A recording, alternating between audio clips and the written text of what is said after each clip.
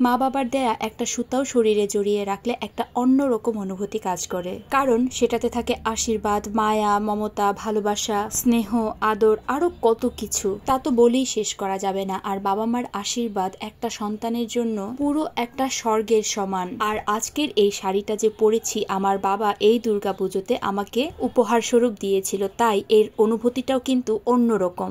So hello সবাইকে, সবাই কেমন আছেন? আমি তো অনেক ভালো আছি। রেডি হচ্ছি, কালী পূজার তৃতীয় দিন ঠাকুর দেখতে যাব, তাই রেডি হওয়ার আগে সবকিছু একটু সুন্দর করে গুছিয়ে নিচ্ছি যাতে একটু রেডি হতে সুবিধা হয়। শাড়ির কালারটা ছিল সিলভার কালার, আর সিলভার কালারের যতগুলো অর্নামেন্টস ছিল আমার কাছে সবগুলোই আস্তে আস্তে নামিয়ে নিয়েছি। তার সাথে চুলে দেওয়ার জন্য একটা গাজরা নিয়েছিলাম। আসলে শাড়ির কালারটাই এমন যে আমি কোনোভাবেই বুঝতে পারছিলাম না শাড়িটা আমি কিভাবে পরলে বেশি ভালো হবে, আর তার সাথে কি কি অর্নামেন্টস পরলে ভালো হবে।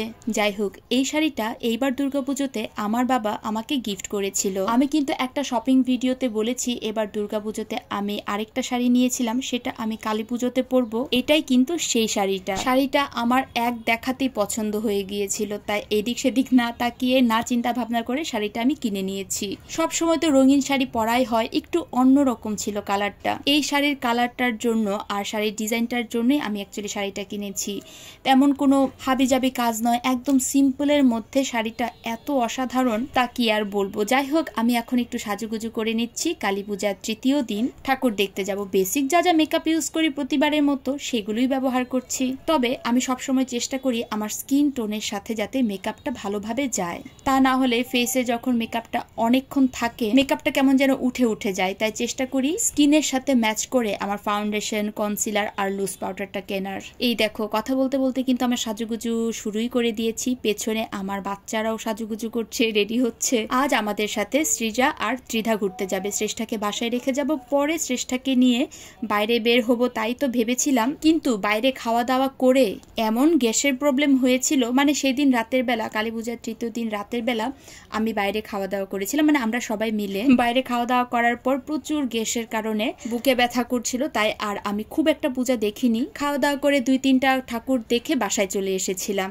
কালী পূজার তৃতীয় দিনটা পূজা দেখাতে আমার পুরোই মাটি হয়ে গিয়েছে। যাই হোক, আমার সাজুগুজুর মেইন পার্ট হচ্ছে আইলাইনার দেওয়া, আর শাড়িটা যেহেতু সিলভার কালার ছিল তাই চোখটাকে কিভাবে অ্যাকচুয়ালি সেট করব সেটা কোনোভাবেই বুঝতে পারছিলাম না। যাই হোক, একভাবে না একভাবে এটাকে সেট করে ফেলেছি। আইলাইনার, মাস্কারা এগুলো দিয়ে ফেলেছি, তার সাথে অল্প করে একটু ব্লাশন দিয়ে নিচ্ছি, হাইলাইটারও একটু একটু দিয়ে নিলাম, মানে মেকআপের যা যা দরকার হয় আর কি সেগুলো একটু একটু করে দিয়ে নিচ্ছি। একটা কথা বলে রাখা ভালো, আমি কিন্তু এখানে কাউকে মেকআপ শেখাচ্ছি না।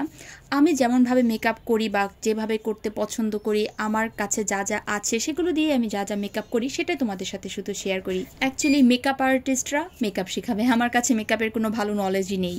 আমি ওইরকমই ফেসবুক, ইউটিউব দেখে দেখি অ্যাকচুয়ালি টুকটাক যা মেকআপ করি সেগুলো শিখেছি। এরপর আর কি, শাড়িটা যেহেতু সিলভার কালার তার সাথে ম্যাচ করে একটা রেড কালারের, রেডও না ঠিক, একটা মারুন কালারের লিপস্টিক দিয়ে নিলাম। লিপস্টিকটা একটু ডার্ক হওয়াতে ভালোই লাগছিল। শাড়িটা যেহেতু একদম হালকা হালকা তাই লিপস্টিকটা একটু ডার্ক কালারেরই আমি দিয়েছি। এরপর আর কি, প্রতিটা হিন্দু বিবাহিত মেয়েদের যা যা দরকার, সিঁথিতে সিঁদুর, কপালে টিপ, তার সাথে হাত ভর্তি চুড়ি, গলার কানের, এগুলোই তো।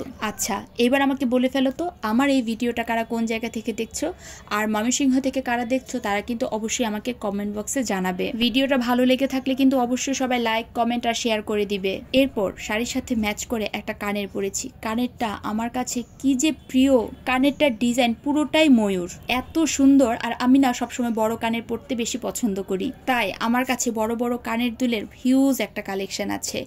এইবার হয়েছে সবচেয়ে বড় একটা সমস্যা, এখন এই শাড়ির সাথে কোন গলাটা পরবো সেটা তো কোনোভাবেই বুঝে উঠতে পারছিলাম না।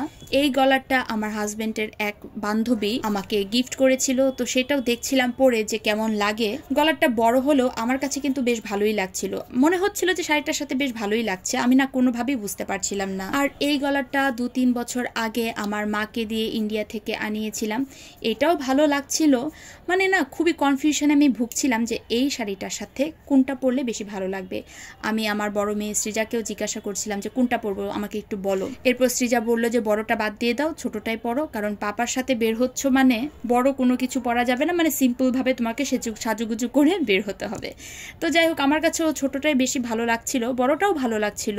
আচ্ছা, যারা যারা আমার পুরো ভিডিও ভিডিওটা এই পর্যন্ত দেখেছো তারা আমাকে জানাবে এই শাড়িটার সাথে কোন গলারটা আসলে বেশি ভালো লাগছিল। এই দেখো কথা বলতে বলতে কিন্তু আমার সাজুগুজু একদম কমপ্লিট হয়ে গিয়েছে। এখন বলো তো আমাকে দেখতে কেমন লাগছে? বাবার দেয়া এই শাড়িটা পরে আমার তো নিজের কাছে নিজেকে অনেক ভালো লাগছিল।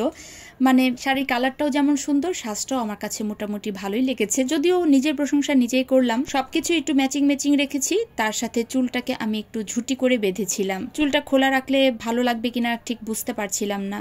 আর ওই যে গাজরাটা নিয়েছিলাম, গাজরাটা আর পরিনি, কারণ এই শাড়িটার সাথে গাজরাটা কিভাবে সেট করব সেটাও বুঝতে পারছিলাম না। যাই হোক, আমার এই ভিডিওটা যারা এতক্ষণ পর্যন্ত দেখেছো তাদেরকে অনেক ধন্যবাদ। ভিডিওটা ভালো লেগে থাকলে অবশ্যই সবাই লাইক আর কমেন্ট করবে।